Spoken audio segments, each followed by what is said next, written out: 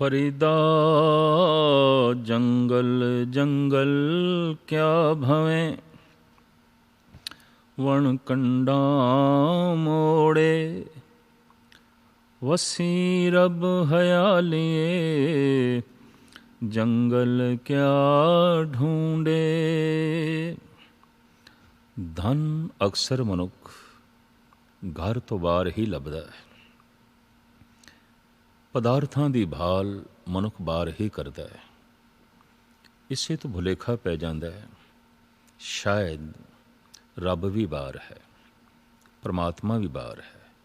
चलो पदार्थ धन बाजार दे चों लभेगा, शायद धर्म परमात्मा दा नां खुदा दा नां जंगलां दे चों लभेगा।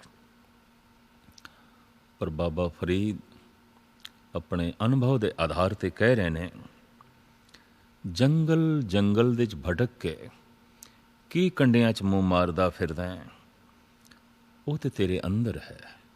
तू अंदर झात मार, ध्यान दे जुड़, उसदे नाम नू जप के अपनी सुरत नू अंतर्मुखी कर, तैनू उत्थे प्राप्ति हो जाएगी, तैनू लभ जाएगा। आप अगां चल के समझांदे होया कहंदे ने, फरीदा इन्नी निक्की जंगीए, थल डूंगर भोयम, अज फरीदे कूजड़ा, सैकों हाथियों। बाबा फरीद बिरध हो गए, काया निर्बल हो गई, हथ कंबण लग पे, पैरां च भी कंबड़ी। कहंदे ने इन्हां छोटियां जियां लत्तां दे नाल मैं बड़े बड़े पहाड़ां ते डूंगरां ते भरमण कर आउंदा सी। छाल मार के मैं पहाड़ां नूं अबूर कर लैंदा सी। कोल पिया कूजा, वुजू साजना है, पर कोल पे इस कूजे नूं भी चुकना ते वुजू करना मेरे लिए औखा हो गया है, कठिन हो गया है। फरीदा राती वड्डियां, दुख दुख उठन पास, धृग तिनां दा जीविया, जिना विडाणी आस। रात बहुत लंबी हो गई है और एक सच्चाई है, दुख दे समा बहुत लंबा हो जाता है, सुख दे समा छोटा हो जाता है, परम आनंद दे समा खो जाता है। समय नू नापण दा ढंग एक बैरूनी है, बाहरों है। हथ ते बनी हुई घड़ी नू वेख के समा वेखना, धुप छां नू वेख के अंदाज़ा लाना हुण दिन दे किन्ने पैर हो चुके ने, किन्ना कुछ वक्त हो गया है। तो वक्त नू नापण दा एक ढंग बैरूनी है, वक्त नू समय नू नापण दा एक ढंग अंदरूनी है। बाहर दा ते यह है कि सूरज उदय हो रहा है, दिन दा पहला पैर है, सिर ते आ गया दोपहर है, सूरज ढल गया ते पैर है, सूरज गरूब हो गया है, रात दा चौथा पैर रुखसत हो गया, रात दा पहला पैर आरंभ हो गया। इस समय नू नापण तोलण दा बैरूनी ढंग है, पर अंदरूनी ढंग है, दुख दे समा बहुत लंबा हो जाता है। पीड़ा दे च, वेदना दे च, हौकियां दे च, विछोड़े दी तपश दे च समा बहुत लंबा हो जाता है। सुख दे च समा बहुत छोटा हो जाता है और परम आनंद दे च समा खो जाता है, समाधि दे समा खो जाता है।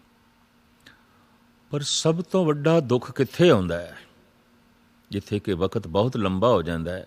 विडाणी आस, खुदा नू छड़ के, एक ईश्वर नू छड़ के जो होर किसे आस दे उत्ते अपनी जिंदगी बतीत करते हैं। बाबा फरीद कहते ने रात बहुत लंबी हो जाती है, समा बहुत लंबा हो जाता है, ਕਟਿਆਂ ਕਟਦਾ ਨਹੀਂ। ਦ੍ਰਿਗ ਤੇ ਨਾਂ ਦਾ ਜੀਵਿਆ ਜਿਨ੍ਹਾਂ ਵਿਡਾਣੀ ਆਸ। ਜੋ ਖੁਦਾ ਨੂੰ ਛੱਡ ਕੇ ਕਿਸੇ ਹੋਰ ਆਸ 'ਤੇ ਆਪਣੀ ਜ਼ਿੰਦਗੀ ਬਤੀਤ ਕਰਦੇ ਨੇ, ਲਾਨਤ ਹੈ ਉਹਨਾਂ 'ਤੇ।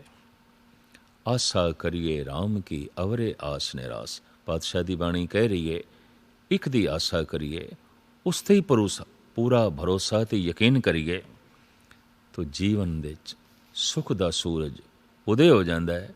ਵਿਡਾਣੀ ਆਸ 'ਤੇ ਜੀਵੀ ਹੈ ਤਾਂ ਅੰਧਕਾਰ ਅੰਧਕਾਰ ਹੀ ਹੈ, ਠੋਕਰਾਂ ਹੀ ਠੋਕਰਾਂ ਹਨ। ਫਰੀਦਾ ਜੇ ਮੈਂ ਹੁੰਦਾ ਵਾਰਿਆ, ਮਿੱਤਾਂ ਆਇਣਿਆ, ਹੇੜਾ ਜਲੇ ਮਜੀਠ ਜਿਉਂ ਉੱਪਰ ਅੰਗਾਰਾਂ। ਘਰ ਵਿੱਚ ਪ੍ਰਾਹੁਣੇ ਆ ਗਏ ਨੇ, ਔਰ ਪ੍ਰਾਹੁਣੇ ਵੀ ਮਿੱਤਰ, ਔਰ ਲਾਜ਼ਮੀ ਹੈ ਕਿਸੇ ਸੰਤ ਦੇ ਘਰ ਸੰਤ ਹੀ ਪ੍ਰਾਹੁਣੇ ਆਉਣਗੇ। ਕਿਸੇ ਫਕੀਰ ਦੇ ਘਰ ਫਕੀਰਾਂ ਨੇ ਹੀ ਮਹਿਮਾਨ ਬਣਨਾ ਹੈ। ਤਾਂ ਆਪ ਕਹਿੰਦੇ ਨੇ, ਮਿੱਤਰ ਆਏ ਨੇ ਘਰ ਵਿੱਚ, ਜੇ ਮੈਂ ਕੁਝ ਚੀਜ਼ ਛੁਪਾ ਕੇ ਰੱਖ ਦਿੱਤੀ ਹੈ, ਓਲੇ ਕਰ ਦਿੱਤੀ ਹੈ, ਐਸੀ ਹਾਲਤ ਵਿੱਚ ਮੈਨੂੰ ਐਸਾ ਮਹਿਸੂਸ ਹੁੰਦਾ ਹੈ ਜਿਵੇਂ ਇਹ ਤਨ ਭਖਦੇ ਹੋਏ ਅੰਗਾਰਿਆਂ 'ਤੇ ਜਲ ਰਿਹਾ ਹੈ।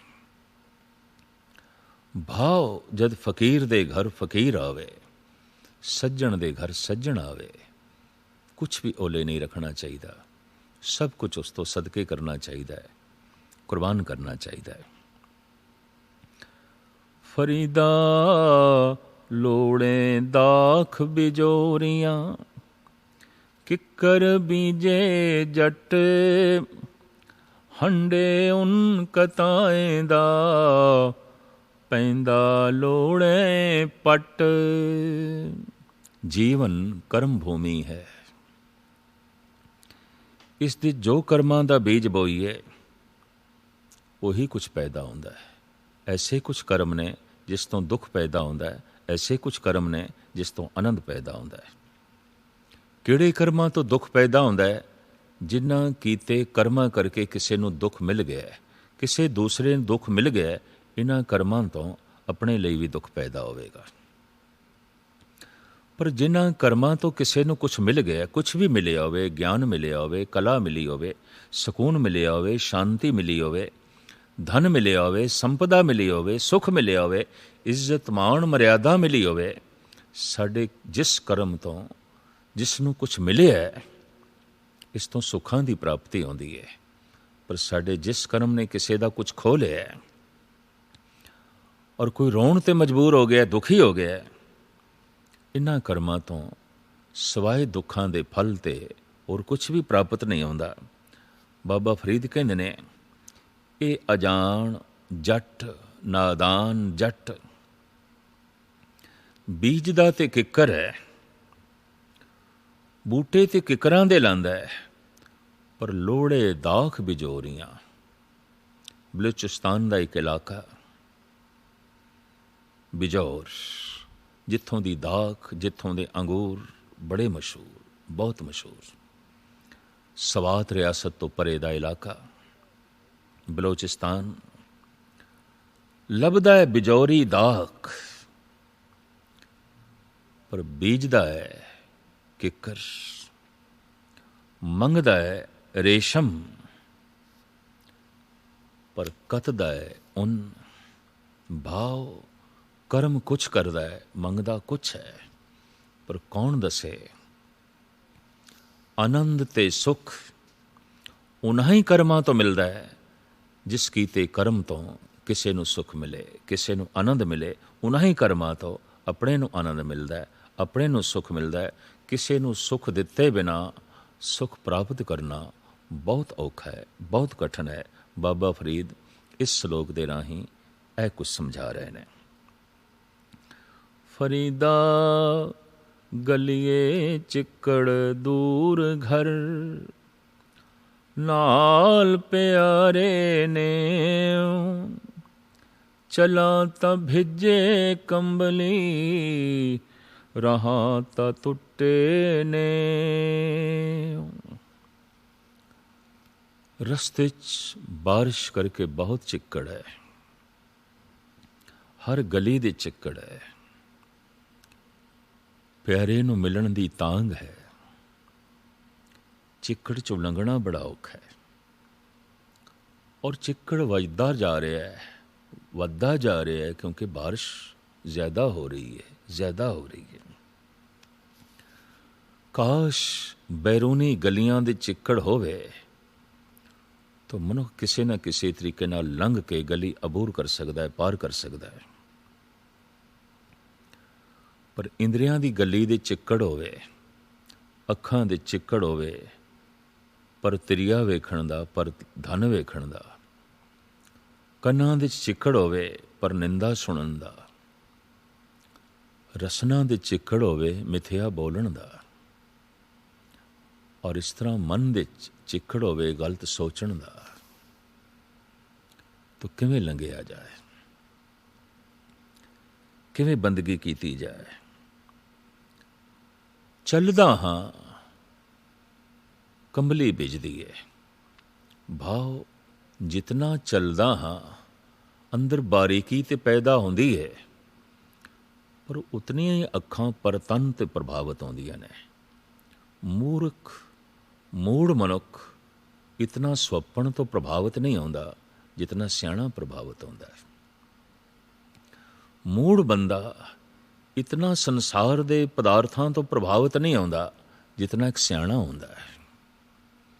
ਜਿਤਨੀ ਉਸਦੀ ਸਿਆਣੀ ਅਕਲ ਹੁੰਦੀ ਜਾਏਗੀ, ਜਿਤਨੀ ਉਸਦੀ ਸੋਚ ਸ਼ਕਤੀ ਵੱਧਦੀ ਜਾਏਗੀ, ਉਤਨਾ ਹੀ ਜ਼ਿਆਦਾ ਉਸਦੇ ਉੱਤੇ ਸੰਸਾਰ ਦਾ ਪ੍ਰਭਾਵ ਪੈਂਦਾ ਜਾਏਗਾ, ਕਿਉਂਕਿ ਹਰ ਵਸਤੂ ਦੀ ਉਸਨੂੰ ਸਮਝ ਪੈਂਦੀ ਜਾ ਰਹੀ ਹੈ, ਹਰ ਵਸਤੂ ਦੇ ਰਸ ਦਾ ਉਸਨੂੰ ਪਤਾ ਚੱਲਦਾ ਜਾ ਰਿਹਾ ਹੈ, ਔਰ ਹਰ ਵਸਤੂ ਉਸਨੂੰ ਪ੍ਰਭਾਵਿਤ ਕਰਦੀ ਜਾ ਰਹੀ ਹੈ। ਦੁਨੀਆ ਦੇ ਵਿੱਚ ਸੁਪਨ ਤੋਂ ਪ੍ਰਭਾਵਿਤ ਚੋਟੀ ਦੇ ਮਹਾਨ ਆਲਮ ਫਾਜ਼ਲ ਹੀ ਹੋਏ ਨੇ। ਤਾਂ ਬਾਬਾ ਫਰੀਦ ਕਹਿੰਦੇ ਨੇ, ਅਗਰ ਮੈਂ ਚੱਲਦਾ ਹਾਂ ਤਾਂ ਅੱਖਾਂ ਦਾ ਚਿੱਕੜ ਵੱਧਦਾ ਹੈ, ਕੰਨਾਂ ਦਾ ਚਿੱਕੜ ਵੱਧਦਾ ਹੈ, ਰਸਨਾ ਤੇ ਮਨ ਦਾ ਚਿੱਕੜ ਵੱਧਦਾ ਹੈ, ਤੇ ਜੇ ਨਾ ਚੱਲਾਂ ਤਾਂ ਪਿਆਰ ਟੁੱਟਦਾ ਹੈ, ਖੁਦਾ ਦਾ ਸਨੇਹ ਟੁੱਟਦਾ ਹੈ। ਤਾਂ ਆਖਰ ਫਰੀਦ ਦਾ ਫੈਸਲਾ, ਭਿੱਜੋ ਸਿੱਜੋ ਕੰਬਲੀ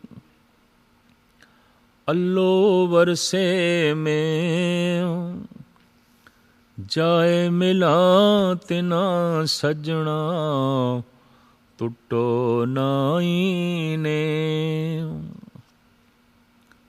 ਬਾਰਿਸ਼ ਆਉਂਦੀ ਏ ਤੇ ਹੋਣ ਦਿਓ,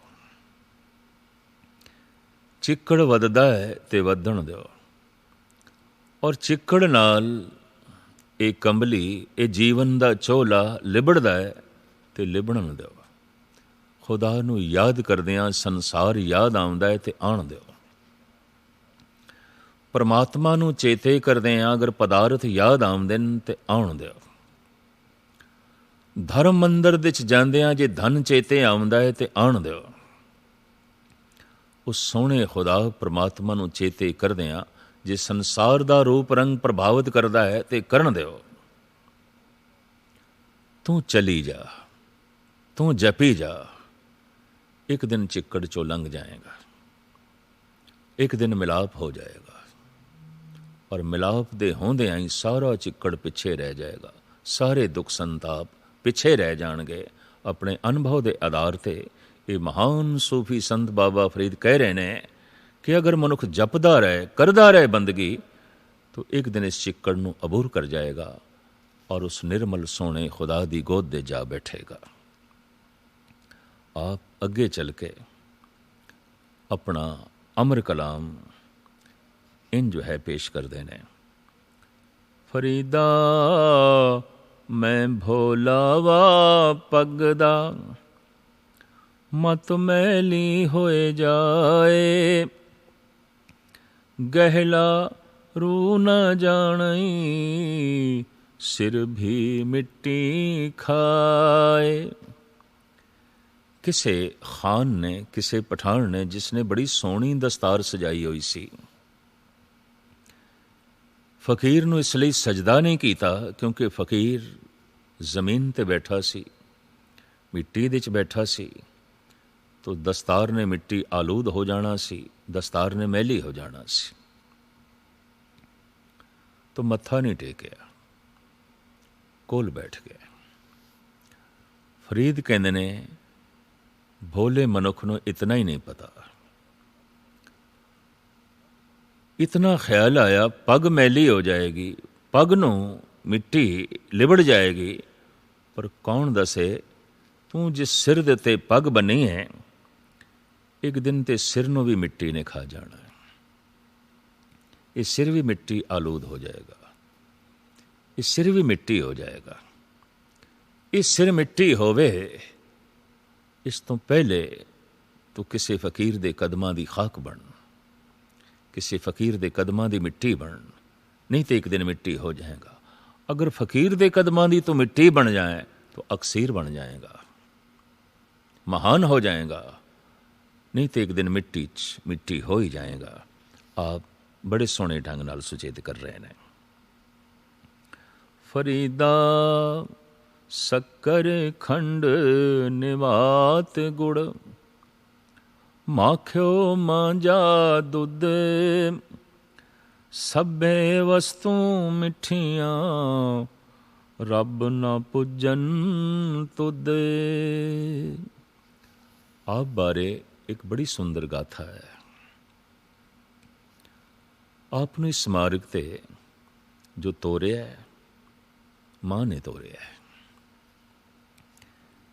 ये ठीक है कि बाबा फरीद दा शाही खानदान नाल भी ताल्लुक है, पैगंबरी खानदान नाल भी ताल्लुक है। जिथे फर्क शाह काबल दा बादशाह, उसदे आप भतीजे ने, उथे मोहम्मद शाह अब्दुल्ला जो हज़रत अली दे शाही खानदान नाल ताल्लुक रखदा है, हज़रत अली दा रिश्तेदार है, उसकी बच्ची मरियम जो जलालुद्दीन नूं ब्याही गई और उसकी कुख तो आप जन्म लेंदे ने। तो इस तरह पैगंबरी घराने नाल ते शाही घराने नाल आप दा संबंध है। मां बड़ी सतोगुणी है। 7 साल दी आप दी उम्र है, बच्चियां च खेड रहे ने। मां आके कहंदी है, ऐ मेरे बच्चे, सवेरे खेडदा है, दोपहरे खेडदा है, शामी खेडदा है, कदी खुदा नूं भी याद कर लिया कर, नमाज भी पढ़ लिया कर। बच्चे दा भोला सुभाव, मां खुदा की देगा। बच्चा लैण दी भाषा जानदा है, देण दी नहीं। एक बच्चे कोल 5 खिडौने होवन, दूसरे कोल 1 होवे, तो सिर्फ इतना कह दईए, बेटा तेरे कोल 5 खिडौने ने, तू 1 उसनूं दे दे। तो ये बच्चा दूसरे दा 1 खोण दी ते कोशिश करेगा, अपने 5 दे चों 1 देण नूं राजी नहीं होवेगा। क्यों? देण दी भाषा जानदा ही नहीं। देण दा सुभाव अजे इस दे अंदर नहीं पैदा होया, खोण दा, लैण दा ही जज्बा है। खुदा की देवेगा। इस सादगी दी मूर्ति मां ने कहा, ऐ मेरे बच्चे, खुदा खंड देवेगा, खजूरां देवेगा, शहद देवेगा, घ्यो देवेगा, मझ दा दुध देवेगा, मिठाई देवेगा। सारियां ही मिठियां चीज़ां दा जद मां ने ना लिया, उस जमाने दी सौगात, फरीद दे मूँह दे च पानी आ गया। मां तो फिर मैनू नमाज पढ़नी सिखा। मैं पढ़ांगा नमाज। 2 वक्त दी नमाज मां ने इसनू पढ़नी सिखाई। फजर दी नमाज, ईशा दी नमाज, सवेर दी नमाज, शाम दी नमाज। वजू करके मुल्ला मसल्ला विछा के नमाज जद पढ़न लगे अखां मीट के मां ने मुसल्ले दे थल्ले खजूरां रख दित्तियां ने। नमाज पढ़न तो बाद जैसे मुसल्ला समेटदा है, थल्लों खजूरां मिलियां, कपड़े दे च लिपटियां होईयां, प्रसन्न हो गया। कहंदा खुदा ये ते नकद सौदा है, इधर नमाज पढ़ो इधर खजूरां। विश्वास बच गया, भरोसा बच गया। शाम दी नमाज पढ़ी, मां ने थल्ले गुड़ रख दिता है। दूसरे दिन नमाज पढ़ी, मां ने थल्ले मिठाई रख दी। कदी कुछ रोज इस बच्चे नूं सवेरे शाम प्राप्त हो जाता है। और जितना प्राप्त होंदा जा रहा है, खुदाई विश्वास वधदा जा रहा है, वधदा जा रहा है, वधदा जा रहा है। अज एक अजीबो गरीब घटना घट गई। इशा दी नमाज दा वक़्त मां विचारी पानी भरन गई सी। पुराना जमाना, खूह ते पानी भरन गई है। फरीद दे नमाज पढ़न दा वक़्त हो गया। मुसल्ला बिछा के उजू करके जुड़ के नमाज पढ़न लगे। अज मन जुड़ गया, बड़ा सरूर तारी होया, बड़ी मस्ती मिली। हैरान होया, खजूर, शहद, मिठाई ये तो कुछ भी नहीं, ये तो खेड ही कुछ और है। अज मुसल्ला जद चुके है नमाज पढ़न तो बाद, अज ख्याल ही नहीं आया थल्लों कुछ मिठाई लेनी है। क्यों? अज अगम्मी रस की प्राप्ति हो गई, दुनिया ही कुछ और हो गई। नेत्र सज्जल हो गए, अश्कबार होए कि इतने दिन इस रस तो वांझी जिंदगी किस तरह रह गई। ऐना रस, हालांकि उम्र तो कुछ भी नहीं, 7 साल दी, कोई लंबा अरसा बतीत नहीं होया। लोग 80 साल की उम्र भी अजाई गवा छड़ते हैं। लेकिन पश्चाताप जा गया इस अगम्मी रस तो। ये जीवन इतने साल वांझा क्यों रह गया? बैठे ने एक पासे, नेत्र सज्जल, चेहरा होर होया है, अज मस्तक कुछ होर है। मां आ गई है। वो जब देख दिए फरीद नूं ते उहदे कोल देख दिए मुसल्ले नूं, तो ख्याल आया फरीद नमाज पढ़ बैठा है, अज इसनूं खजूरां नहीं मिलियां, अज इसनूं मिठाई नहीं मिली। पता नहीं ये कल तो नमाज पढ़ेगा कि नहीं पढ़ेगा। लगदा इसका भरोसा टुट गया है। इहदियां अखां सज्जल ने, रो रहे है। मां एकदम अंदर भज्जी होई गई।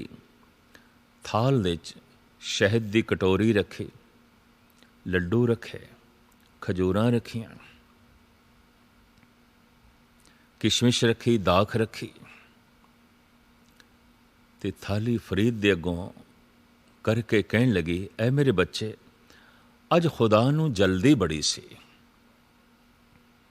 और वो मैनू दे गया। उसने मैनू ये आख्या फरीद नूं दे देना। चीख निकल गई फरीद दे मुंहों, मां अज ते खुदा मैनू ही दे गया है।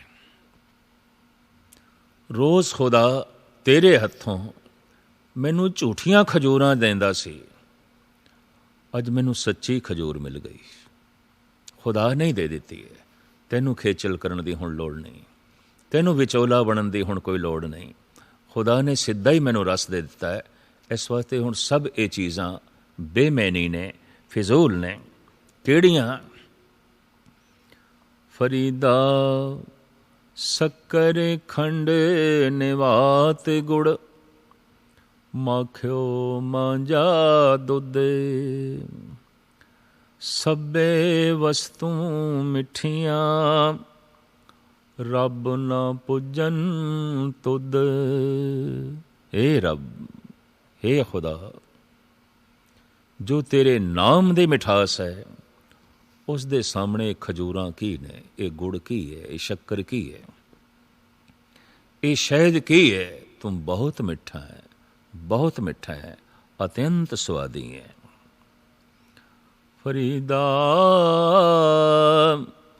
रोटी मेरी काठ की, लावण मेरी भुख, जिन्ना खादी चोपड़ी, घणे सहणगे दुख। इस श्लोक बारे टीकाकारां दा, विचारक लोगां दा अपना अपना मत है। और भगत माल दे इस संबंध कई तरह दीयां साखियां ने। दरअसल लक्कड़ दी रोटी भुख नहीं मिटा सकती। लक्कड़ दी रोटी नूं पेट ते बन के बाबा फरीद घुमदे रहे। इतनी सियाणी आत्मा, इतना दूर दृष्ट मनुख, इतनी बारीक बीन अकल ऐसा कर्म नहीं कर सकती। फिर ये क्यों कह रहे ने फरीदा रोटी मेरी काठ की। दरअसल डेरे दे अक्सर घरां घरां तो मंगियां हुई रोटियां, भिक्षा दे रोटियां आउंदियां सन।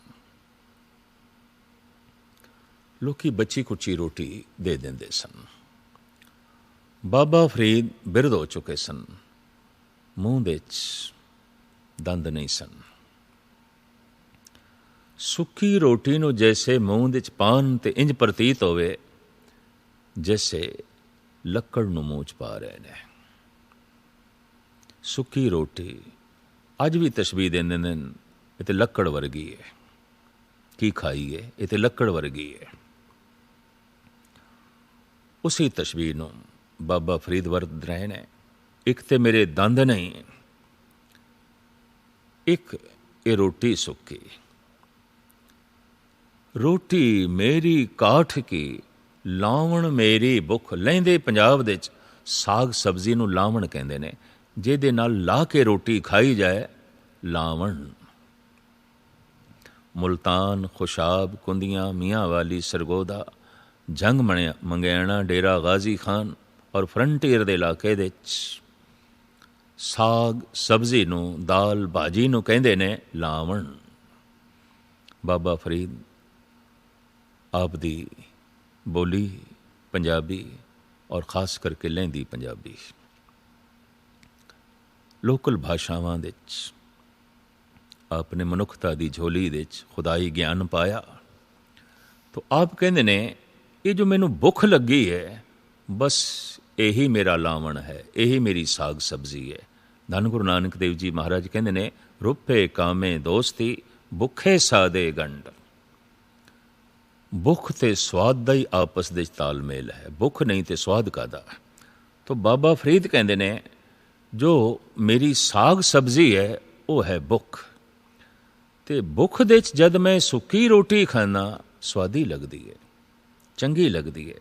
जिन्ना खादी चोपड़ी, घणे सहणगे दुख। भुख तो बिना जो चोपड़ी ते होर तरह तरह के पदार्थ खांदे ने पर भुख नहीं है, बहुत दुख सहारनगे। भुख तो बिना खाना दुख ही है। एक एक बुरकी दुख नूं जन्म देगी, एक एक बुरकी रोग नूं जन्म देगी, एक एक बुरकी पीड़ा नूं पैदा करेगी। बाबा फरीद इस श्लोक दे राही यही कुछ समझा रहे ने, जो भुख है बस यही मेरी साग सब्जी है, और इस दे जद मैं सुक्की रोटी खाना तां भी स्वादी लगदी है, पच जाती है, तो शरीर दे अनुकूल बकायदा जो है काम कर दी है। पर भुख ही नहीं है, तो तरह तरह के स्वादी ते पौष्टिक खाने खादे गए ने, एक एक बुरकी रोग नूं जन्म देवेगी। भुख तो बिना खाना दुख ही है। ऐसा इस श्लोक दे राही बाबा फरीद जगत नूं ज्ञान दे रहे हैं।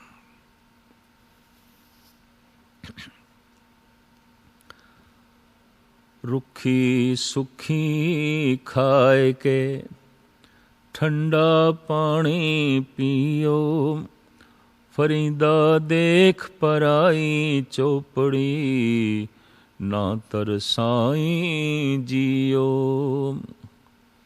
दूसरे दा धन, दूसरे दा पदार्थ, दूसरे दा रंग रूप वेख के अक्सर मनुख प्रभावित होंदा है और मन दे तृष्णा पैदा होंदी है, मन दे साड़े भी पैदा होंदे ने, जैलसी भी पैदा होंदी है, जलन भी पैदा होंदी है। ऐस दे कोल इतना है, मेरे कोल नहीं है। तो बाबा फरीद इत्थे समझा रहे ने, हकीकत है कि मनुख कई दफ़ा खूह तो पानी भरदे होया सोच लेंदा नहीं दरिया तो पानी भरीए, क्योंकि खूह दे च पानी थोड़ा है, दरिया दे च पानी बहुत वड्डा है, बहुत सारा है। पर कौन दसे दरिया तो भी उतना ही पानी मिलेगा जितना तेरा मटका है। मनुख दूजियां दे लंबे चौड़े पसारे ते वेख लैंदा है, अपनी प्रालब्ध नहीं वेखता।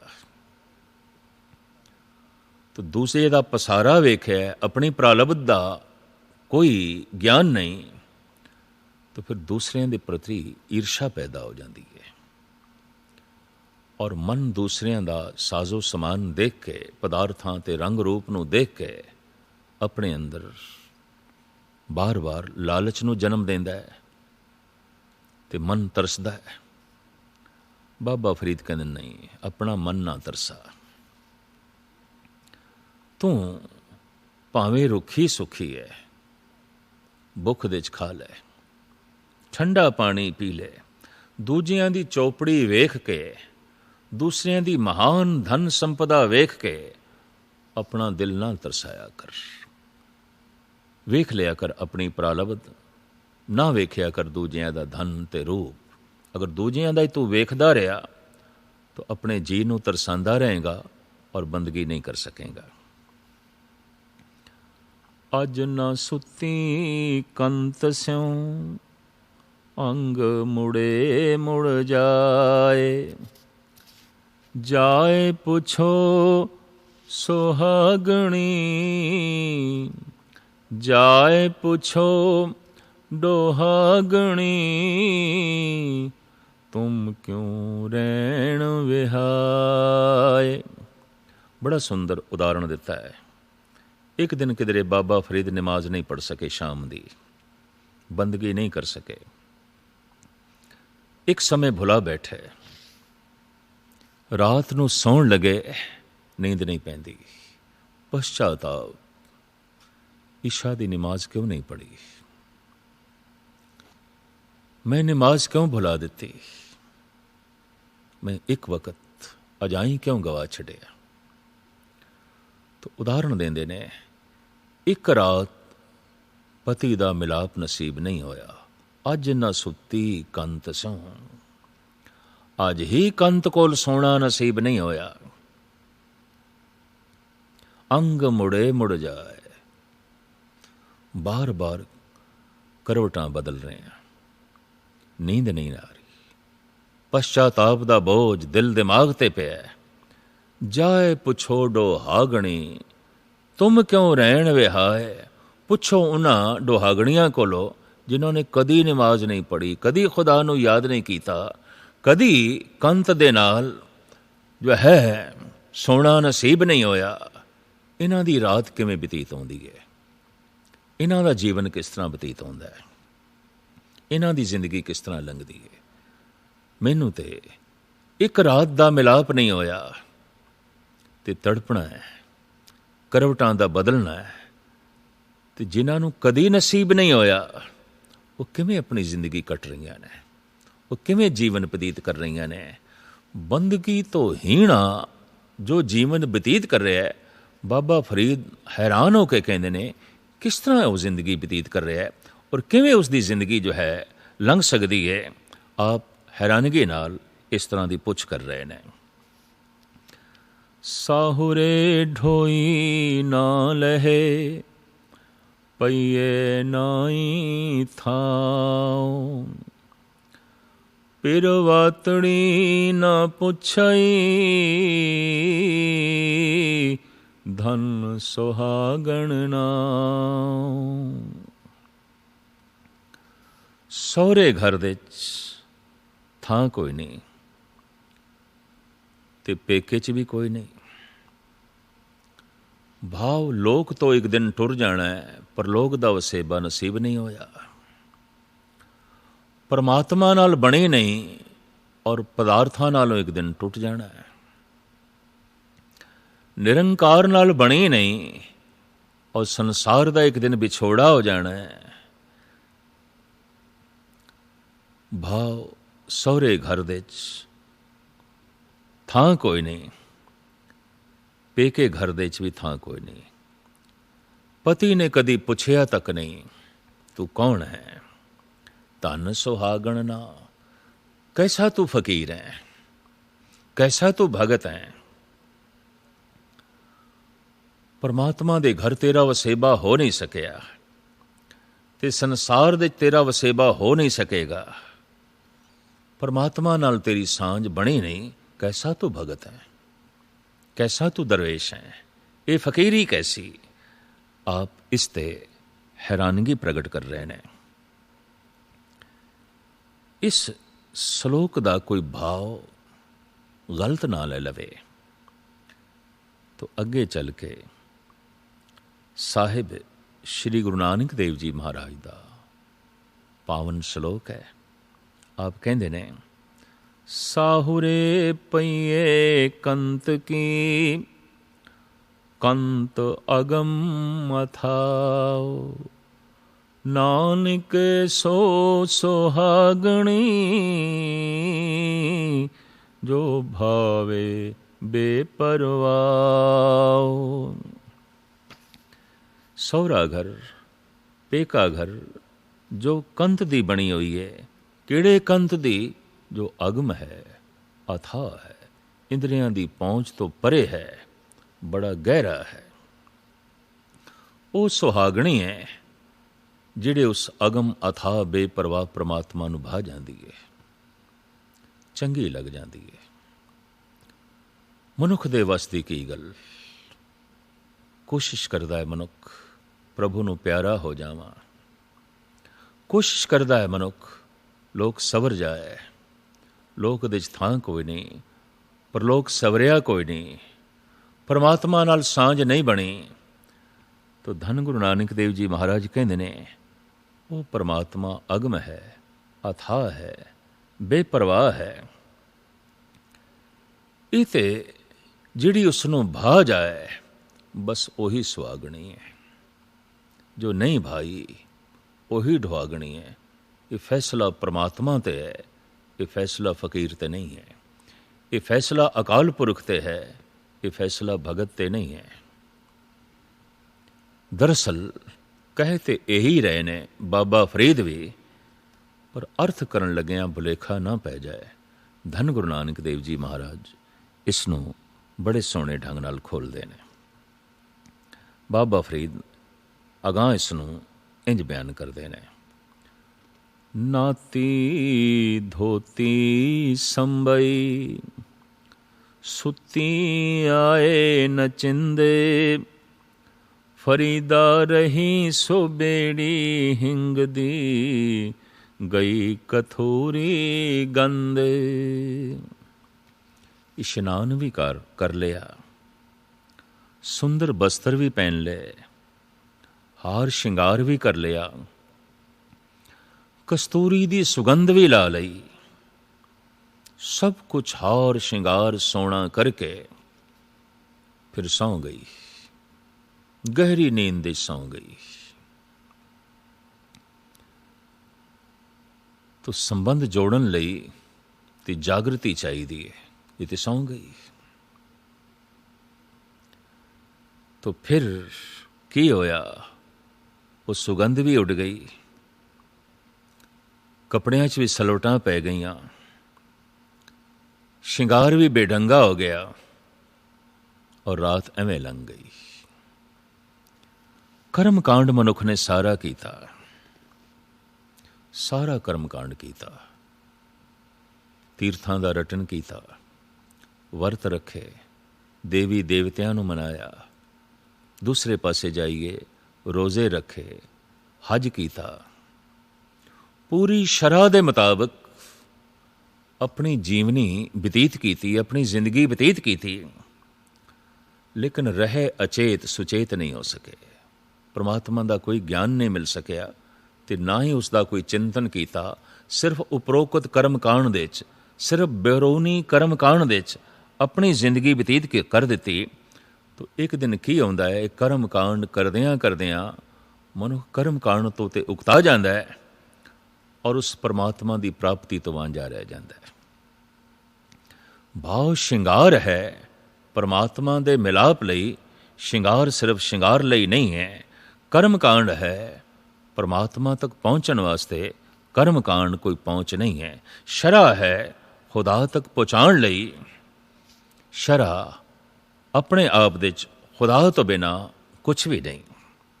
ਖੁਦਾ ਨਾਲ ਜੋੜ ਦਈਏ ਤਾਂ ਸ਼ਰ੍ਹਾ ਮਹਾਨ ਹੈ। ਦਰਅਸਲ ਬਾਬਾ ਫਰੀਦ ਇਸ ਪਾਵਨ ਸਲੋਕ ਦੇ ਰਾਹੀਂ ਇਹ ਜਗਤ ਨੂੰ ਸੰਦੇਸ਼ ਦੇ ਰਹੇ ਨੇ। ਜੋ ਬਨ ਜਾਂਦੇ ਨਾ ਡਰਾਂ, ਜੇ ਸੈ ਪ੍ਰੀਤ ਨ ਜਾਏ। ਫਰੀਦਾ ਕੀਤੀ ਜੋ ਬਨ ਪ੍ਰੀਤ ਬਿਨ, ਸੁੱਕ ਗਏ ਕੁਮਲਾਏ। ਜਵਾਨੀ ਜਾਂਦੀ ਏ ਤੇ ਜਾਵੇ। ਜੀਵਨ ਦੇ ਸਭ ਤੋਂ ਵੱਡਾ ਗਮ ਇਹੀ ਹੁੰਦਾ ਹੈ, ਜਵਾਨੀ ਨਾ ਜਾਏ। ਬਚਪਨ ਜਾਂਦਾ ਹੈ, ਜਾਵੇ, ਖੁਸ਼ੀ ਨਾਲ ਜਾਵੇ। ਜਵਾਨੀ ਨਹੀਂ ਜਾਣੀ ਚਾਹੀਦੀ। ਮਨੁੱਖ ਆਖਰੀ ਦਮ ਤੱਕ ਜਵਾਨੀ ਨੂੰ ਰੋਕਣ ਦੀ ਕੋਸ਼ਿਸ਼ ਕਰਦਾ ਹੈ। ਕੇਸ ਚਿੱਟੇ ਹੋ ਰਹੇ ਨੇ, ਕਾਲੇ ਕਰ ਰਿਹਾ ਹੈ। ਝੁਰੀਆਂ ਪੈ ਰਹੀਆਂ ਨੇ, ਚਿਹਰੇ ਨੂੰ ਸਵਾਰਨ ਸ਼ਿੰਗਾਰਨ ਦੀ ਕੋਸ਼ਿਸ਼ ਕਰ ਰਿਹਾ ਹੈ। ਜਵਾਨ ਦਿਸਾਂ। ਜਵਾਨੀ ਨੂੰ ਕੋਈ ਵੀ ਰੁਖਸਤ ਨਹੀਂ ਕਰਨਾ ਚਾਹੁੰਦਾ। ਇਹ ਗੱਲ ਵੱਖਰੀ ਹੈ, ਜਵਾਨੀ ਰੁਖਸਤ ਵੀ ਹੋ ਜਾਂਦੀ ਹੈ ਤਾਂ ਵੀ ਬੰਦਾ ਸਮਝ ਲੈਂਦਾ ਨਹੀਂ ਜਵਾਨੀ ਮੇਰੇ ਕੋਲ ਬੈਠੀ ਹੈ। ਇਸ ਭੁਲੇਖੇ 'ਚ ਰਹਿੰਦਾ ਹੈ। ਔਰ ਇਸ ਗੱਲ ਦਾ ਸਬੂਤ ਮਿਲਦਾ ਹੈ ਕਿ ਜਵਾਨੀ ਤੋਂ ਕੋਈ ਅਹਮ ਖਾਸ ਚੀਜ਼ ਇਸ ਨੂੰ ਪ੍ਰਾਪਤ ਨਹੀਂ ਹੋ ਸਕੀ, ਵਰਨਾ ਜਵਾਨੀ ਦੀ ਇਤਨੀ ਤੜਪ ਨਾ ਰਹਿੰਦੀ, ਵਰਨਾ ਜਵਾਨੀ ਦੀ ਇਤਨੀ ਖਿੱਚ ਨਾ ਰਹਿੰਦੀ। ਬਾਬਾ ਫਰੀਦ ਕਹਿੰਦੇ ਨੇ ਜਵਾਨੀ ਜਾਂਦੀ ਹੈ ਤੇ ਜਾਵੇ। ਜਵਾਨੀ ਦਾ ਜੋਬਨ ਜਾਂਦਾ ਹੈ ਤੇ ਜਾਵੇ, ਪਰ ਖੁਦਾ ਦੀ ਪ੍ਰੀਤ ਨਹੀਂ ਜਾਣੀ ਚਾਹੀਦੀ। ਐ ਖੁਦਾ, ਜਾਂਦੀ ਹੈ ਜਵਾਨੀ ਜਾਵੇ। ਮੈਂ ਇਸ ਨੂੰ ਰੋਕਣ ਦੀ ਕੋਸ਼ਿਸ਼ ਨਹੀਂ ਕਰਦਾ ਤੇ ਨਾ ਹੀ ਇਹ ਰੁਕ ਸਕਦੀ ਹੈ, ਪਰ ਤੇਰੀ ਪ੍ਰੀਤ ਮੇਰੇ ਕੋਲ ਰੁਕਣੀ ਚਾਹੀਦੀ ਹੈ। ਤੇਰੀ ਪ੍ਰੀਤ ਨਹੀਂ ਜਾਣੀ ਚਾਹੀਦੀ। ਫਰੀਦਾ ਕੀਤੀ ਜੋਬਨ ਪ੍ਰੀਤ ਬਿਨ, ਸੁੱਕ ਗਏ ਕੁਮਲਾਏ। ਪਤਾ ਨਹੀਂ ਕਿਤਨੀਆਂ ਜਵਾਨੀਆਂ ਸੁੱਕ ਕੇ ਕੁਮਲਾ ਗਈਆਂ, ਬੁਢੇਪੇ ਦੀ ਕਬਰ ਦੇ ਜਾ ਪਈਆਂ, ਪ੍ਰਭੂ ਪ੍ਰੀਤ ਤੋਂ ਬਿਨਾਂ, ਖੁਦਾਈ ਇਸ਼ਕ ਤੋਂ ਬਿਨਾਂ। ਇਸ ਵਾਸਤੇ ਹੇ ਖੁਦਾ, ਤੇਰੀ ਪ੍ਰੀਤ ਨਹੀਂ ਜਾਣੀ ਚਾਹੀਦੀ। ਜਵਾਨੀ ਜਾਂਦੀ ਹੈ ਤੇ ਜਾਵੇ ਪਈ, ਇਸ ਦੀ ਮੈਨੂੰ ਕੋਈ ਲਾਲਸਾ ਨਹੀਂ। ਤੜਪ ਹੈ, ਖਿੱਚ ਹੈ ਤੇਰੀ ਪ੍ਰੀਤ ਦੀ, ਤੇਰੇ ਪਿਆਰ ਦੀ। ਫਰੀਦਾ ਚਿੰਤ ਖਟੋਲਾ, ਵਾਣ ਦੁਖ ਬਿਰੇ ਵਿਛਾਵਣ ਲੇਪ। ਏਉ ਹਮਾਰਾ ਜੀਵਣਾ, ਤੂੰ ਸਾਹਿਬ ਸੱਚੇ ਵੇਖ। ਬਿਰਹੇ ਦੀ ਪੀੜਾ, ਵਿਛੋੜੇ ਦੀ ਪੀੜਾ। ਜਿਸ ਨਾਲ ਜਿਤਨਾ ਪਿਆਰ ਹੋਵੇ, ਵਿਛੋੜੇ ਦੀ ਪੀੜਾ ਉਤਨੀ ਮਹਾਨ ਹੋ ਜਾਂਦੀ ਹੈ। ਉਸ ਸਾਹਿਬ ਨਾਲ, ਉਸ ਸੱਚੇ ਨਾਲ ਪਿਆਰ ਹੈ ਤਾਂ ਫਰੀਦ ਕਹਿੰਦੇ ਨੇ ਐ ਖੁਦਾ, ਤੇਰੇ ਵਿਛੋੜੇ ਦੇ 'ਚ ਅਸੀਂ ਇਸ ਢੰਗ ਨਾਲ ਜੀ ਰਹੇ ਹਾਂ। ਚਿੰਤ ਖਟੋਲਾ, ਚਿੰਤਾ ਦੀ ਖਟੀਆ ਹੈ। ਵਾਣ ਦੁੱਖ, ਔਰ ਇਸ ਖਟੀਆ ਨੂੰ ਜੋ ਬੁਣਿਆ ਹੈ, ਦੁੱਖਾਂ ਦੇ ਵਾਣਾਂ ਨਾਲ ਬੁਣਿਆ। ਲਾਜ਼ਮੀ ਚਿੰਤਾ ਤੋਂ ਦੁੱਖ ਹੀ ਨਿਕਲਦਾ ਹੈ। ਬਿਰਹੇ ਵਿਛਾਵਣ ਲੇਪ, ਬਿਰਹਾ ਤੁਲਾਈ ਤੇ ਰਜਾਈ ਹੈ। ਬਿਰਹਾ ਸਾਡਾ ਵਿਛੋਨਾ ਹੈ। ਜੀ ਰਹੇ ਹਾਂ ਚਿੰਤਾ ਦੇ 'ਚ, ਜੀ ਰਹੇ ਹਾਂ ਦੁੱਖ ਦੇ 'ਚ, ਜੀ ਰਹੇ ਹਾਂ ਬਿਰਹਾ ਦੇ 'ਚ। ਇਹ ਹਮਾਰਾ ਜੀਵਣਾ ਤੂੰ ਸਾਹਿਬ ਸੱਚੇ ਵੇਖ। ਇਹ ਸੱਚੇ ਪਰਵਰਦਿਗਾਰ, ਇਹ ਮੇਰੀ ਤਰਜ਼ੇ ਜ਼ਿੰਦਗੀ ਹੈ, ਤੂੰ ਤਰਸ ਖਾ ਕੇ ਵੇਖ, ਤੂੰ ਰਹਿਮਤ ਭਰੀ ਨਿਗਾਹ ਨਾਲ ਵੇਖ। ਮੈਂ ਇਸ ਤਰ੍ਹਾਂ ਜੀ ਰਿਹਾ, ਦੁੱਖ ਦੇ 'ਚ ਜੀ ਰਿਹਾ, ਚਿੰਤਾ ਦੇ 'ਚ ਜੀ ਰਿਹਾ, ਤੇਰੇ ਬਿਰਹੇ ਦੇ 'ਚ ਜੀ ਰਿਹਾ। ਲੇਕਿਨ ਇਸ ਬਿਰਹੇ ਦੀ ਆਪਣੀ ਇੱਕ ਮਹਾਨਤਾ ਵੀ ਬਿਆਨ ਕਰਦੇ ਨੇ ਬਾਬਾ ਫਰੀਦ। ਬਿਰਹਾ ਬਿਰਹਾ ਆਖੀਏ, ਬਿਰਹਾ ਤੂੰ ਸੁਲਤਾਨ। ਫਰੀਦਾ ਜਿਤ ਤਨ ਬਿਰਹੇ ਨਾ ਉਪਜੇ, ਸੋ ਤਨ ਜਾਣ ਮਸਾਨ। हे ਬਿਰਹਾ, ਤੂੰ ਖੁਦਾਈ ਖੂਬੀਆਂ ਦੇ ਚੋਂ, ਤੂੰ ਰੱਬੀ ਗੁਣਾਂ ਦੇ ਚੋਂ ਸੁਲਤਾਨ ਹੈ। ਬਿਰਹਾ ਆਪਣੇ ਆਪ ਦੇ 'ਚ ਇੱਕ ਅਗਨੀ ਹੈ। ਜੈਸੇ ਤਨ ਦੇ 'ਚ ਅਗਨੀ ਹੈ, ਜਠਰ ਅਗਨੀ, ਔਰ ਇਹ ਤਨ ਨੂੰ ਜ਼ਿੰਦਾ ਰੱਖਦੀ ਹੈ। ਮੁਰਦੇ ਦੀ ਪਹਿਚਾਣ ਹੈ, ਇਸ ਦੇ ਹੱਥ ਪੈਰ ਠੰਡੇ ਪੈ ਗਏ ਨੇ, ਠੰਡਾ ਹੋ ਗਿਆ, ਅਗਨੀ ਨਹੀਂ ਰਹੀ। ਮਨ ਵੀ ਜ਼ਿੰਦਾ ਰਹਿੰਦਾ ਹੈ ਅਗਨੀ ਨਾਲ, ਔਰ ਉਹ ਅਗਨੀ ਹੈ ਤ੍ਰਿਸ਼ਨਾ ਦੀ। ਹਰ ਵਕਤ ਮਨ ਦੇ 'ਚ ਤ੍ਰਿਸ਼ਨਾ ਦੀ ਅਗਨ ਰਹਿੰਦੀ ਹੈ। ਭਗਤ ਲੋਕ, ਫਕੀਰ ਲੋਕ ਇਸ ਤ੍ਰਿਸ਼ਨਾ ਦੀ ਅਗਨੀ ਨੂੰ ਹੀ ਬਿਰਹੇ ਦੀ ਅਗਨ ਦੇ 'ਚ ਬਦਲ ਦਿੰਦੇ ਨੇ। ਤ੍ਰਿਸ਼ਨਾ ਹੈ ਸੰਸਾਰ ਦੀ, ਬਿਰਹੇ ਹੈ ਨਿਰੰਕਾਰ ਦਾ। ਤ੍ਰਿਸ਼ਨਾ ਹੈ ਪਦਾਰਥਾਂ ਦੀ, ਬਿਰਹਾ ਹੈ ਪਰਮਾਤਮਾ ਦਾ। ਤੋ ਬਿਰਹਾ ਤਾਂ ਇੱਕ ਅਗਨੀ ਹੈ। ਤ੍ਰਿਸ਼ਨਾ ਦੀ ਅਗਨ ਤਮਾਮ ਦੈਵੀ ਗੁਣਾਂ ਨੂੰ ਜਲਾ ਕੇ ਖਾਕ ਕਰ ਦਿੰਦੀ ਹੈ। ਇਸ ਵਾਸਤੇ ਤ੍ਰਿਸ਼ਨਾਲੂ ਮਨੁੱਖ ਦੇ ਅੰਦਰ ਕੋਈ ਵੀ ਗੁਣ ਨਹੀਂ ਆਉਂਦਾ। ਬਿਰਹੇ ਦੀ ਅਗਨ ਔਗੁਣਾਂ ਨੂੰ ਜਲਾ ਕੇ ਖਾਕ ਕਰ ਦਿੰਦੀ ਹੈ। ਇਸ ਵਾਸਤੇ ਬਿਰਹੀ ਮਨੁੱਖ ਦੇ ਅੰਦਰ ਕੋਈ ਵੀ ਔਗੁਣ ਨਹੀਂ ਆਉਂਦਾ, ਉਸ ਦਾ ਹਿਰਦਾ ਸ਼ੁੱਧ ਹੁੰਦਾ ਹੈ। ਇਸ ਵਾਸਤੇ ਕੁਝ ਸੂਫੀ ਸੰਤਾਂ ਨੇ ਤੇ ਇੰਜ ਵੀ ਕਹਿ ਦਿੱਤਾ, ਐ ਖੁਦਾ ਤੇਰਾ ਵਸਲ ਨਸੀਬ ਨਹੀਂ ਤੋ ਨਾ ਸਹੀ, ਤੂੰ ਨਹੀਂ ਮਿਲਦਾ ਤੇ ਨਾ ਸਹੀ, ਕਮ ਸੇ ਕਮ ਤੇਰਾ ਬਿਰਹਾ ਤੇ ਰਵੇ, ਤੇਰਾ ਵਿਛੋੜਾ ਤੇ ਰਵੇ, ਤੇਰੇ ਬਿਰਹੇ ਦੀ ਤੜਪਣ ਤੇ ਰਵੇ। ਯਾ ਰੱਬ ਦੁਆਏ ਵਸਲ ਨਾ ਹਰगिज़ कबूल हो, फिर दिल में क्या रहेगा जो हसरत निकल गई। ए प्रभु, ये हसरत ते रहन ही दे, ये बिरहा ते रहन दे। ਇੱਕੋ ਹੀ ਬਿਰਹਾ ਹੈ ਜਿਸ ਦੇ 'ਚ ਦੁੱਖ ਹੁੰਦਿਆਂ ਹੋਇਆਂ ਵੀ ਸੁੱਖ ਹੈ, ਬੜਾ ਰਸ ਹੈ। ਇਸ ਵਾਸਤੇ ਬਿਰਹੀ ਮਨੁੱਖਾਂ ਨੇ ਐਸਾ ਵੀ ਕਹਿ ਦਿੱਤਾ ਹੈ, ਐ ਖੁਦਾ ਨਹੀਂ ਮਿਲਦਾ ਤੇ ਨਾ ਸਹੀ, ਕਮ ਸੇ ਕਮ ਆਪਣਾ ਬਿਰਹਾ ਰਹਿਣ ਦੇ।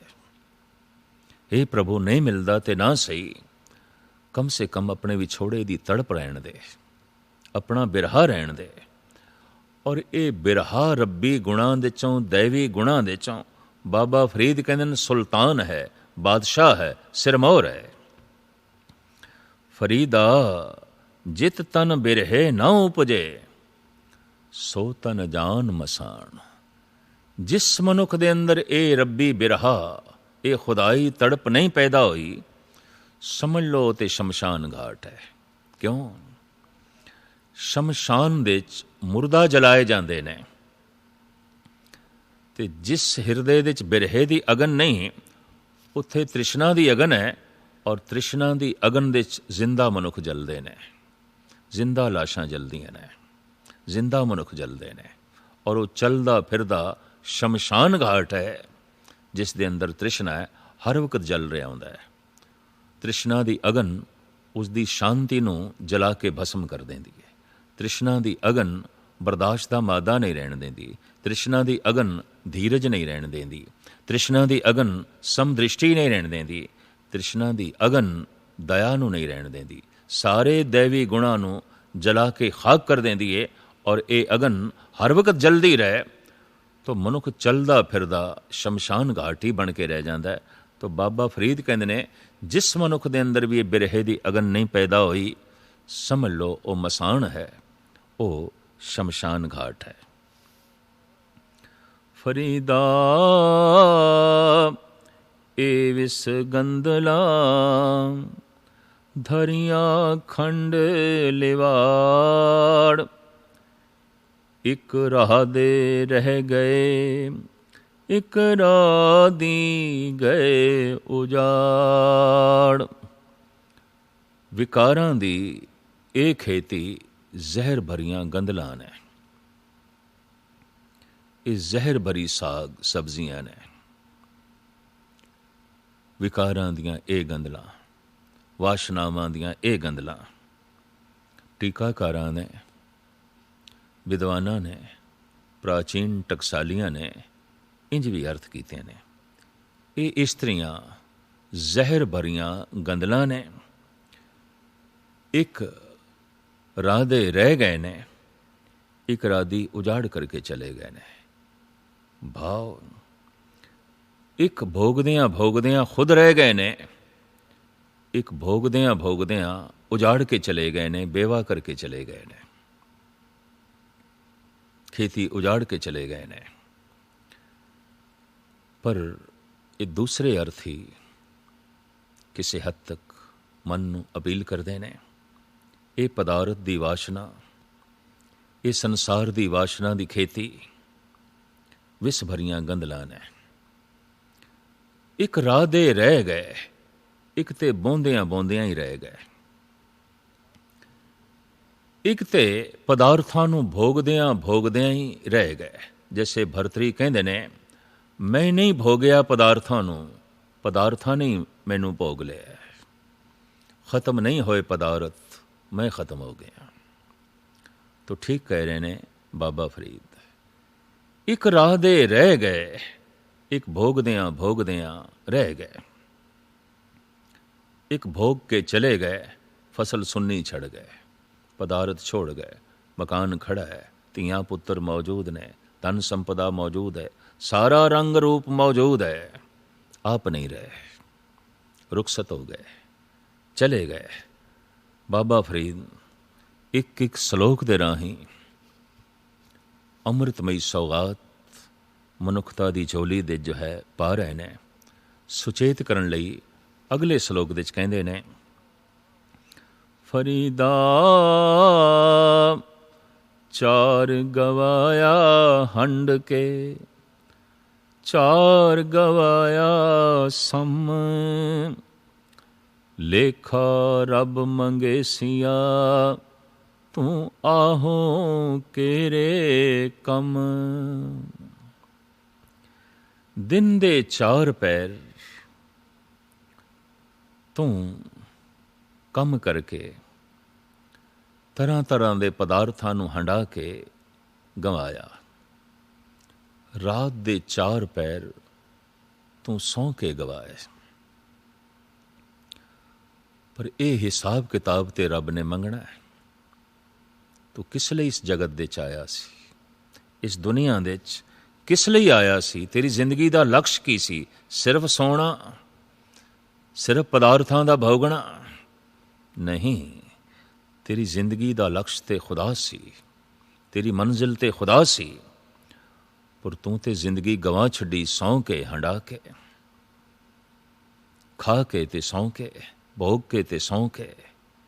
इस तरह जो है तो जिंदगी व्यतीत कर देती, लक्ष्य तक पहुंचे ही नहीं, मंजिल तक पहुंचे ही नहीं।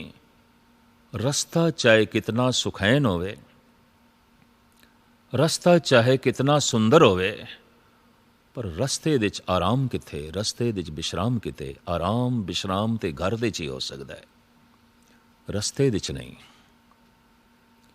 सौ जाना, खा लेना, भोग लेना, सो लेना, ये तो रस्ता है। ठीक है, लोड़ है रस्ते दी, पर कोई रस्ते नू घर बना लवे, रस्ते नू ही लक्ष्य समझ लवे, राह नू ही मंजिल समझ लवे, वो तो भुले होया है, वो तो भुलेखे दे च है। तो बाबा फरीद सुचेत कर देने ਸੁੱਤਾ ਹੈ, ਖਾਦਾ ਪੀਤਾ ਹੈ, ਠੀਕ ਹੈ, ਪਰ ਤੇਰੀ ਜ਼ਿੰਦਗੀ ਦਾ ਲਕਸ਼ ਤੇ ਖੁਦਾ ਹੋਣਾ ਚਾਹੀਦਾ ਹੈ। ਪਰ ਤੂੰ ਤੇ ਆਪਣੀ ਜ਼ਿੰਦਗੀ ਦਾ ਲਕਸ਼ ਹੀ ਇਹੀ ਕੁਛ ਬਣਾ ਦਿੱਤਾ ਹੈ। ਭਾਈ ਸਾਹਿਬ ਭਾਈ ਨੰਦ ਲਾਲ ਕਹਿੰਦੇ ਨੇ, ਬੰਦਾ ਪੈਦਾ ਸ਼ੁੱਧ ਬਰਾਏ ਬੰਦਗੀ। ਐ ਬੰਦੇ, ਤੂੰ ਬੰਦਗੀ ਲਈ ਹੈ, ਸਭ ਕੁਛ ਤੇਰੇ ਲਈ ਹੈ, ਤੂੰ ਬੰਦਗੀ ਲਈ ਹੈ। ਇਸ ਨੂੰ ਜਨਾਬ ਹਾਫਿਜ਼ ਇੰਜ ਬਿਆਨ ਕਰਦੇ ਨੇ, ਈਰਾਨ ਦੇ ਸੂਫੀ ਸੰਤ ਹਾਫਿਜ਼, ਖੁਰਦਨ ਬਰਾਏ ਜ਼ੀਸਤਨ व जिक्र करदन अस्त। खाना पीना इस वास्ते है कि तू जिंदा रवें, और जिंदगी इस वास्ते है कि तू जिक्र इलाही करें।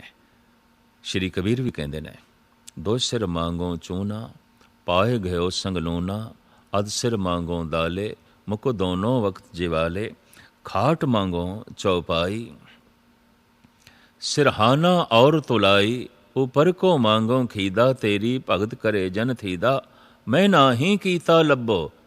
हे ईश्वर मैं लोभ नहीं कीता, एक नाम तेरा मैं फब्बो। मैनू फबदा है तेरा नाम, मैनू रस मिलदा है तेरे नाम दे चों, पर तेरे नाम दे चों मैं रस मान सकां जिंदगी चाहिदी है। और जिंदगी तां रहिंदी है सारे पदार्थ होवन। पदार्थ मंगदा मैं जिंदगी लई, और जिंदगी मंगदा तेरी बंदगी लई। तो बाबा फरीद कहते हैं, जिंदगी का लक्ष खा लेना, सो लेना, भोग लेना, सो लेना, ये नहीं है। जिंदगी का लक्ष्य है खुदा, जीवन की मंजिल है खुदा। वो तू सुचेत होके अपने मंजिल की तरफ जो है चल। बाबा फरीद अपना एक होर अनुभव मनुखता के सामने रखते हैं। फरीदा दर दरवाजे जाए के, क्यों डिठो घड़ियाल, एने दोसा मारिए हम दोसां दा क्या हाल। पुराने जमाने च हर थाने दे च एक घड़ियाल हुंदा सी। उसनूं वजांदे सन। दिन का हुण पहला पैर होया, 2 वज गए, दूजा पैर होया, 3 वज गए, तीजा पैर होया, 4 वजा दे ते रात दिन का चौथा पैर होया। दिन ते रात दे 4 8 पैर, 4-4 करके, और 60 घड़ियां। तो अद्धी रात नूं बकायदा 60 दफ़ा वजाया जांदा सी, ताकि पता चल जाए हुण अद्धी रात हो गई है, 60 घड़ियां बतीत हो गई हैं। फरीद कहते ने कि मैं ये थाने दे दरवाजे ते जाके घड़ियाल क्यों देख लिया। पुराना जमाना, इस विचारे का कोई दोष नहीं, और इनू मारिया जा रहा है। हथौड़ा लैके जब उसनू वजांदे ने, तो आप कहते हैं इसदा ते कोई दोष नहीं। और गजब दी गल है, घड़िए घड़िए मारिए पहरी लह सजाए, सो हेड़ा घड़ियाल ज्यों दुखी रहन वे आए। हर पैर तो बाहर मारिया जाता है, हर घड़ी दे च इसनूं मार पैंदी है। इसे तरह ये मेरा जीव है, हर वक्त विकारां दी मार पैंदी है, हर वक्त वाशनावां दी मार पैंदी है, हर वक्त दुखां दी मार पैंदी है। किस तरह जिंदगी दी रात बतीत करिए। ये तो निर्दोष है, मारिया जा रहा है, पर मेरे वर्गे दोषी दा की हाल। कितनी मार पैनी है, कितनी मार पैनी है। फरीद समझा रहे ने, इस घड़ियाल दी तरह मार तो बचन लई तो खुदा दा चिंतन कर, अकाल पुरख दा जो है चिंतन कर। बाबा फरीद दा ये अमर कलाम, फरीद दे श्लोक अगम आगाद बाणी गुरु ग्रंथ साहब जी महाराज दे च मौजूद ने। इस सूफी फकीर सिरमौर संत ने देश दा बहुत वड्डा भ्रमण किया। थां थां ते रब्बी कलाम ਲੋਕਾਂ ਦੇ ਕੰਨਾਂ ਵਿੱਚ ਪਹੁੰਚਾਏ। ਇਬਾਦਤ ਨਾਲ ਲੋਕਾਂ ਦੀਆਂ ਝੋਲੀਆਂ ਭਰੀਆਂ। ਆਪ ਦੇ ਨਾਮ ਦੇ ਉੱਤੇ ਪੰਜਾਬ ਦੇ ਸ਼ਹਿਰ ਹੈ ਫਰੀਦਕੋਟ। ਆਪ ਦੇ ਹੀ ਨਾਮ ਦੇ ਉੱਤੇ ਸ਼ਹਿਰ ਹੈ ਫਰੀਦਾਬਾਦ। ਔਰ ਆਪ ਦੀ ਹੀ ਨਾਂ ਦੇ ਉੱਤੇ ਚਿੱਲਾ ਮੌਜੂਦ ਹੈ ਅਜਮੇਰ ਦੇ 'ਚ ਚਿੱਲਾ ਬਾਬਾ ਫਰੀਦ। ਆਪ ਦੀ ਤਰਜ਼ ਜ਼ਿੰਦਗੀ ਸਾਰੀ ਖੁਦਾਈ ਬੰਦਗੀ ਦੇ 'ਚ ਲੰਘੀ ਹੈ। ਇਹਨਾਂ ਸਾਰੇ ਸਲੋਕਾਂ ਨੂੰ ਤੁਝ ਬੁੱਧੀ ਅਨੁਸਾਰ ਵਿਚਾਰ ਦੇ ਕੇ ਮੈਂ ਸੰਗਤਾਂ ਦੀ, ਸਰੋਤਿਆਂ ਦੀ ਝੋਲੀ ਦੇ 'ਚ ਪਾਉਣ ਦੀ ਇੱਕ ਨਿਮਾਣੀ ਕੋਸ਼ਿਸ਼ ਕਰ ਰਿਹਾ।